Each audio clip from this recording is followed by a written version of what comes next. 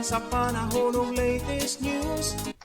Karon sa linyang Pag-asa Mactan, pinagi ni Ma'am Junina Marti. Ma'am, good morning. Good morning, Sir Ariel, o Happy New Year usab, ug sa itong mga suking tipaminaw matong latest weather update. Padayon ka pong nakapektar kining northeast monsoon dinha sa may northern ug central Luzon ug kining easterlies ang nagpasulabi sa nabiling bahin sa atong nasod lakip na dinhi sa Kabisayaan. And as of today, wala gyapon kitay LPA or bagyo na ginamonitor sa sulod ug gawat sa atong Philippine Area of Responsibility.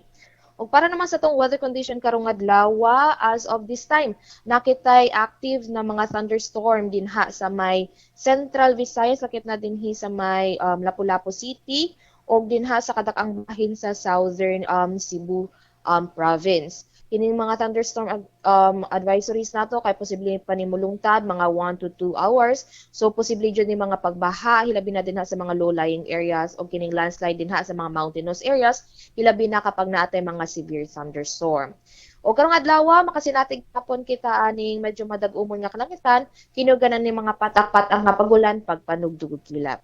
Wag gihapon kita active nga gale warning dinhi sa Bisayaan. Maupadayon kita makasinati gihapon aning hinay ngadto na sa kasarangan na paguros sa hangin na magumikan sa silangan ngadto na sa aminang silangan. Diin atong kadagatan magpabiling malinawon ngadto na sa kasarangan ng mga pagbalod. Dinhi sa Sugbo atong kadagatan kay nay paghunas unyang alauna 21 sa hapon ug motaog kini unya sa alas 8:48 sa gabi. Temperatura nato magduwa gyapon ni sa 26 ngadto na sa 31 degrees centigrado. Ug atong haring adlaw kay mosalop unyang alas 5:34 sa hapon. Philippine Standard Time alas 9:01 na. Ug matong latest weather update gikan diri sa buhatan sa DST Pag-asa Mactan kini si Junina Marti mayong buntag ug Happy New Year. Happy New Year, Ma'am Junina Marti sa Pag-asa Mactan. O isa pa yan, sir. Okay, good morning.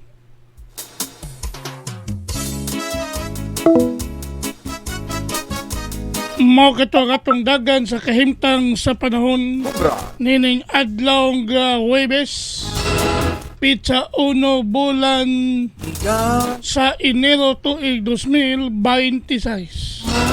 Pinagi ni Ma'am Junina Marti ang atong weather specialist gikan sa Pag-asa Mactan nga naghatod sa atong dagan sa kahimtang sa panahon nining adlaw Huwebes.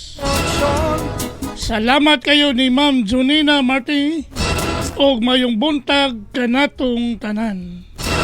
Sumusimba sa kabisi makatunga adunay live na misa mutambong kung balita ning atong dakbayan mahibalugayot ang katawhan balita sa trapiko inyong masayran sa Lapu-Lapu City TV News #1.